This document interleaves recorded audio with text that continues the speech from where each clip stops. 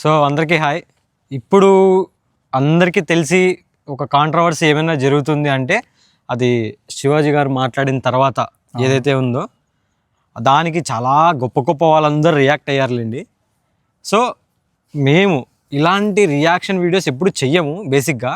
కాకపోతే ఇప్పుడు దీనికి చెయ్యడానికి రీజన్ ఏంటంటే ఒకడున్నాడు దేశద్రోహి, వాడు మన రిలీజియన్ని తక్కువ చేసి మాట్లాడారు, హిందూయిజంని ఇస్లాంని తక్కువ చేసి మాట్లాడారు, మన బుక్స్ ఏవైతే రిలీజియన్ బుక్స్ ఉంటాయో వాటన్నిటినీ కించపరుస్తున్నట్లు వాడు ఏదైతే స్టేట్మెంట్లు పాస్ చేశాడో దానికి మాకు రియాక్ట్ అవ్వాలనిపించింది కాబట్టి ఇప్పుడు ఈ వీడియో చేస్తున్నాం. ముందు ఆ పెద్ద మనిషి ఏమేమి మాట్లాడాడో ఒకసారి విందాం. ఓపెన్ చేయండి. శుభ్రమైన టీషర్ట్ వేసేటువంటి అన్ని కనపడేలాగా పై దాని మీద నినాదం. ఇంకా అవతల వాడు ఎలా అవుతాడు, 18 ఏళ్ల వాడు 55 ఏళ్ల వాడు మేమే ఆగలేము. పంతులు గారు మేము ఒట్టకాయలు కట్ చేసేస్తే అవుతారు మీరు. కజ్జి ఈయన మన గరికపాటి గారు ఎంత గొప్పవారు, ఆయనని పట్టుకొని అలా మాట్లాడతాడు, కట్ చేస్తాము అది అంటే ఎంత ఎంత వీడి ఏజ్ ఎంత, వీడి బతుకెంత, ఆయన కాలు గోటికి కూడా వీడు సరిపోడు కదా. అట్లా వాడు ఆయన మీద ఎలా పడితే అలా మాట్లాడతారు బూతులన్నీ. పెట్టి కంటిన్యూ చేయి. మీ అందం నిండుగా శివాజీ గారు మాట్లాడు. తప్పితే సామాను కనపడే దాంట్లో ఏముండదు.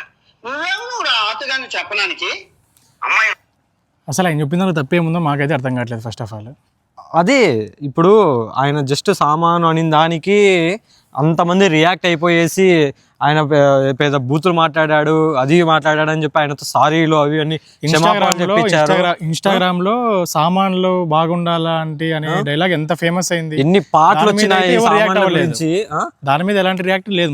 మళ్ళీ కొంతమంది జబర్దస్త్ లో వాళ్ళే రాశిగారి ఫలాలని ఒకరు మళ్ళీ వాళ్ళే రియాక్ట్ అవ్వడం, సామాన్లు అనేది వర్డ్ పెద్ద బూత్ అని వాళ్ళే రియాక్ట్ అవ్వడం. ఇప్పుడు ఈ పెద్ద మనిషి ఏమంటున్నాడు, నువ్వు ఎవడురా అని చెప్పి ఆయన తండ్రి వయసు ఉంటుంది అలాంటి పట్టుకొని బూతులు మాట్లాడుతా వీడియో చేయడం.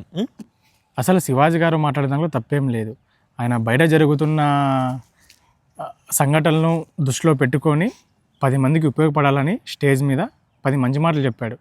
దాన్ని పట్టుకొని ఎలా అంటే అలా ఆయన మీద రియాక్ట్ అవుతున్నారు. అసలు ఇప్పటి రోజుల్లో నిండుగా బట్టలు వేసుకున్నా కూడా ఎక్కడైనా చిన్న గ్యాప్ దొరుకుతుందా అని చూసే మగోళ్ళు ఉన్నారు. అట్లాంటిది అన్నీ కనిపించేలాగా వేసుకుంటే మీరు ఇబ్బంది పడతారమ్మా, జాగ్రత్తగా ఉండండి ఆయన అని చెప్పాడే, కానీ వాళ్ళ మంచిగా చెప్పాడు.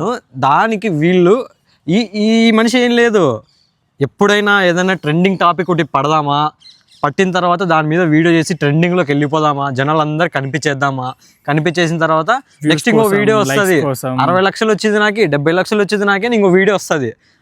దానికోసం అనేసి మొన్న ఇప్పుడు బెట్టింగ్ యాప్ ఆ బెట్టింగ్ యాప్లు చేసి 1 కోటి రూపాయల దాకా సంపాదించా.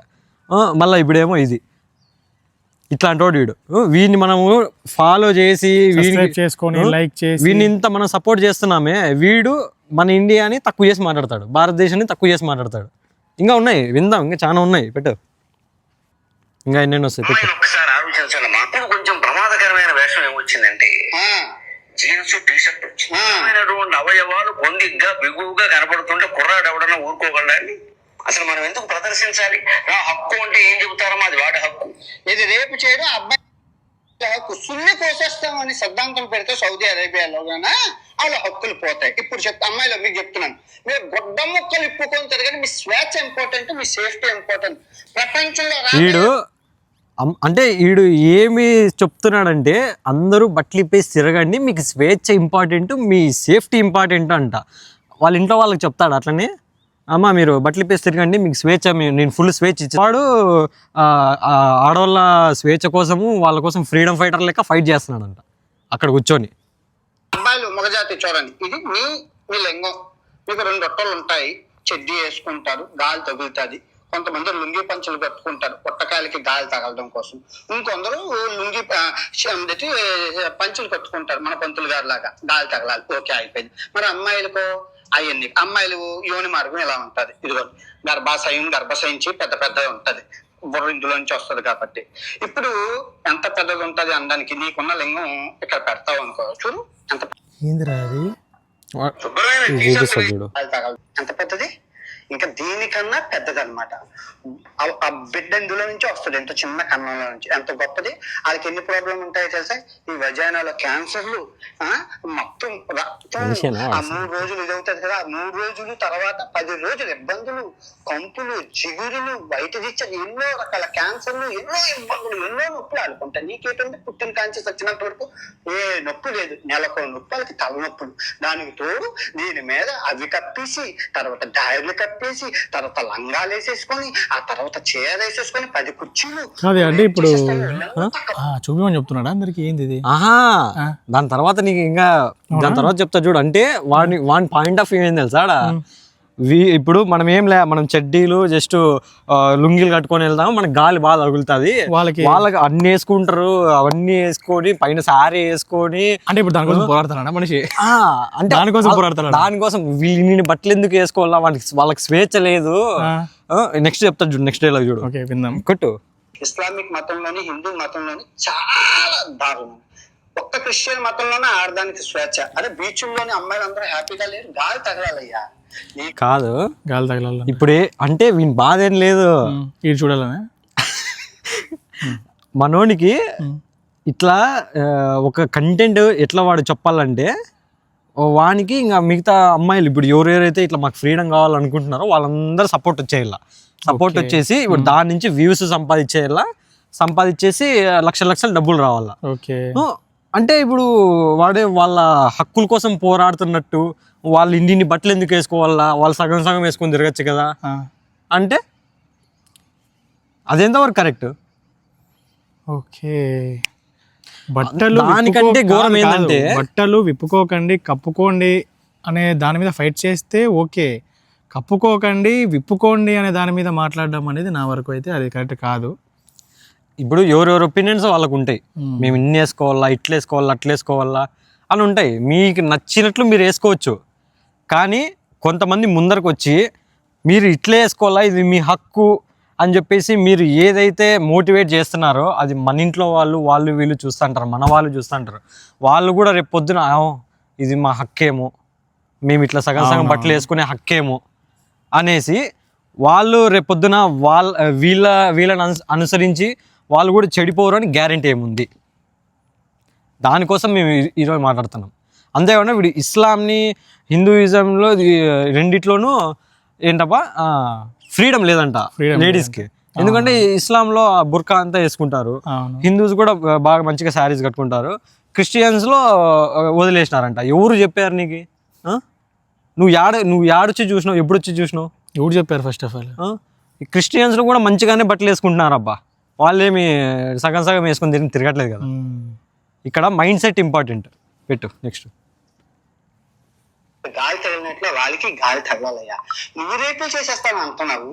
సీతాదేవి తర్వాత ద్రౌపది ఏ టీషర్ట్లు వేసుకున్నారా రేపులు అయ్యాయి? ఆ రోజుల్లోనే రేపు మగవాడికి చెప్పాలా రేపులు చేయకూడదని చెప్పి. అందరూ ఇప్పుడు థాయిలాండ్ లో ఉన్నాము. వీడు ఫస్ట్ ఆఫ్ ఆల్ రామాయణము తెలియదు. ఫస్ట్ ఆఫ్ ఆల్ వీడు ఇండియాకి వస్తే కాలు కిందే తొక్కుతారు జనాలు వీడిని. సీతాదేవి, ద్రౌపది వాళ్ళ పేర్లు ఎత్తే అర్హతన్నా ఉందారా నీకు? ఏనాడైనా చదివినాడా వీడు ఆ పుస్తకాలు? భగవద్గీత గురించి ఏమైనా తెలుసా? ఎక్కడ రాశారు రేప్స్ అయినాయని అసలు? మళ్ళీ ఏమనంటే నేను ఇట్లా ఎపిసోడ్లు చెప్తున్నాను, రామాయణము మహాభారతము చెప్తున్నాను. ఏం తెలుసు మహాభారతం మీద ఎపిసోడ్స్ చేశాడు వీడియోస్. అసలు ఏం తెలుసు? ఇదే వీడికి తెలిసింది. మళ్ళీ అందులో ఎక్కడ చెప్పలేదే ఇలా జరిగింది అని. రేపులు జరిగినాయంట వీడికి ఉందిరా. వీడికి నెక్స్ట్ ముందు మా అమ్మ, నాన్న, అమ్మమ్మ అందరూ కలిపి ఉన్నారు. వాళ్ళ కొడుకు చెల్లేదో తెలుసు, తల్లేదో తెలుసు, బికినీలతోని బోసుగొద్దలతోనే ఉన్నారా? ఆడికి తెలుసు. ఆ శబ్దంతో నేర్పించాలి. పరాయి స్త్రీని తల్లిలాగా చెల్లిలాగా చూడాలి. కన్న తల్లి కన్న తండ్రి నేర్పించాలి. ఆడదాని ఇబ్బందులు తెలియాలంటే సెక్స్ ఎడ్యుకేషన్ పిల్లలకి చెప్తే అర్థం అవుతుందమ్మా. వీళ్ళు ఎంజా కొడుకులకు తెలీదు. మొన్న పద్ధతిగా చీర కొట్టుకొని వెళ్ళిన ఆ అమ్మాయిని 6 రేప్ చేసి నోట్లో వచ్చపోసారు.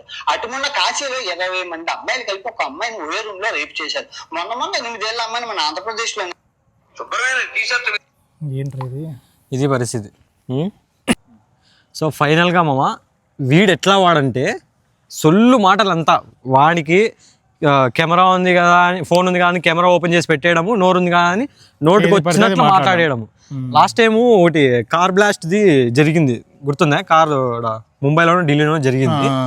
అప్పుడు కూడా వీడు ఏమన్నాడు తెలుసా, ఖురాన్లో అంట ఈ ముస్లిమ్స్ అందరికీ ఖురాన్ బుక్లో ఉంటుందంట, అంటే మన మతం కాని వాళ్ళందరినీ వేసేయండి అంట, అట్లా ఉంటుందంట. వీడు ఏనాడైనా ఖురాన్ చదివినోడా వీడు? ఒక అవతల వాళ్ళ రిలీజన్ బుక్ గురించి మనం ఎంత రెస్పెక్ట్ఫుల్గా మాట్లాడాలనే బేసిక్ కామన్ సెన్స్ కూడా లేదు ఈ మనిషికి. వీడికి ఈ దెబ్బతో వాడు ఏదో పెద్ద నేను ట్రెండింగ్లోకి వచ్చేస్తాను అని చెప్పేసి తెలిసిపోయాయి, నాకే తెలుసు, నేనే తోపు అని నేను రియాక్ట్ అయితే జనాలు నాకు సపోర్ట్ వస్తారా అనుకునేసి మనోడు పెట్టేశాడు కదా. దెబ్బకి కొడితే నిన్నట్లోనే 60,000 మంది అన్సబ్స్క్రైబ్ చేశారు, 60,000 మంది రిపోర్ట్ కొట్టారు మనోడికి. అట్లనే ఇంకా రిమైనింగ్ ఎంతమంది అయితే ఉన్నారో వాళ్ళందరూ కూడా ఇప్పుడు మనం చూస్తుంటే వాడు లక్షలు సంపాదిస్తున్నాడు, ఆ దేశంలో ఉండేసి బతుకుంటున్నాడు. ఇప్పుడు అదే యూట్యూబ్ ఇన్కమ్ లేదనుకో అడక్క తింటాడు అక్కడ. వీడికైతే రాలేడు ఎటు, ఎందుకంటే వీడికి వస్తే బతకడు కాబట్టి, ఎవరు బతకలేరు మనోళ్ళు. కాబట్టి ఇప్పుడు మనం చేయాల్సింది ఏం లేదు, వాని వీడియోస్ ఒక్కటి కూడా చూడకూడదు, దేకకూడదు. వాని వీడియో వచ్చిందా రిపోర్ట్ కొట్టేయడమే, ఇది మనం చేయాల్సింది అంతే. ఏమో రైట్. చూడండి, ఇక్కడ ఎవరు రాంగో ఎవరు రైట్ అనేది కాదు, మన సాంప్రదాయాన్ని మనం గౌరవించుకోవాలి, అది తెలియాలి ముందు మనకి. మనం ఎలాంటి వాళ్ళని ఫాలో అవుతున్నాం, ఎలాంటి పనులు చేస్తున్నాం, ఎవరికి సపోర్ట్ చేస్తున్నాం అనేది మన ఫ్యూచర్, మన నెక్స్ట్ తరాల వాళ్ళకు కూడా రిఫ్లెక్ట్ అవుతుంది. వాళ్ళు మనల్ని చూసి నేర్చుకుంటారు. కాబట్టి ఇలాంటి వాళ్ళని అస్సలు ఎంకరేజ్ చేయొద్దండి. చేయాలనుకుంటే ఇంకా మిమ్మల్ని ఎవరు మార్చలేరు. That's it.